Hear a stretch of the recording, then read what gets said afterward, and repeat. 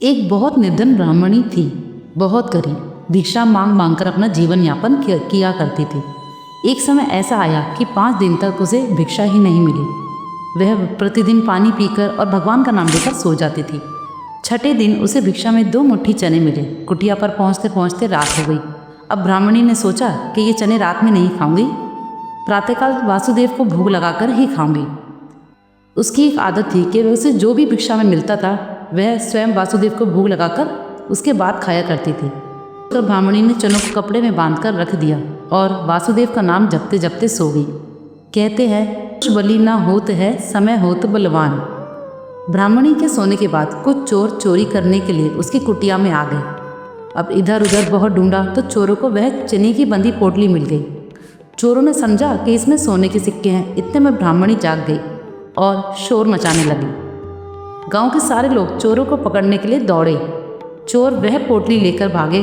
पकड़े जाने के डर से सारे चोर संदीपन मुनि के आश्रम में छिप गए। अभी संदीपन मुनि का आश्रम गांव के निकट ही था, जहां भगवान श्री कृष्ण और सुदामा शिक्षा ग्रहण कर रहे थे।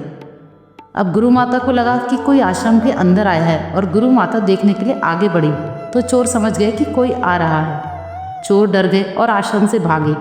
भागते समय चोरों से वह पोटली वहीं छूट गई और सारे चोर भाग गए। इधर भूख से व्याकुल ब्राह्मणी ने जब जाना कि उसकी चने की पोटली चोर उठा ले गए तो ब्राह्मणी ने श्राप दे दिया कि मुझ दीनहीन असहाय कि जो भी चने खाएगा वह मुझसे भी ज़्यादा दरिद्र हो जाएगा। उधर प्रातःकाल आश्रम में झाड़ू लगाते समय गुरु माता को वही चने की पोटली मिली। गुरु माता ने पोटली खोलकर देखा तो उसमें चने थे। अब सुदामा जी और कृष्ण भगवान जंगल से लकड़ी लेने जा रहे थे। वही रोज़ की तरह गुरु माता ने वह चने की पोटली सुदामा जी को दे दी और कहा, बेटा जब वन में भूख लगे तो दोनों लोग ये खा लेना। सुदामा जी में एक खासियत थी कि सुदामा जी ही जन्मजात से ब्रह्म ज्ञानी थे।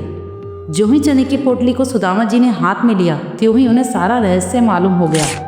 सुदामा जी ने सोचा कि गुरु माता ने कहा है ये चने दोनों लोग बराबर बांटकर खाएंगे, लेकिन ये चने अगर मैंने त्रिभुवनपति श्री कृष्ण को खिला दिए तो सारी सृष्टि ही दरिद्र हो जाएगी। नहीं नहीं, मैं ऐसा नहीं करूँगा। मेरे जीवित रहते मेरे प्रभु दरिद्र हो जाए, मैं ऐसा कदापि नहीं करूँगा।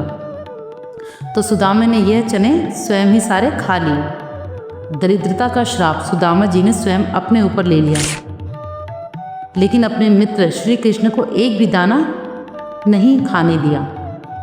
तो यही थी सुदामा जी की दरिद्रता का राज। तो इस कहानी से हमें यह शिक्षा मिलती है, मित्रता करें तो सुदामा जी जैसी करें और कभी भी अपने मित्रों को धोखा ना दें।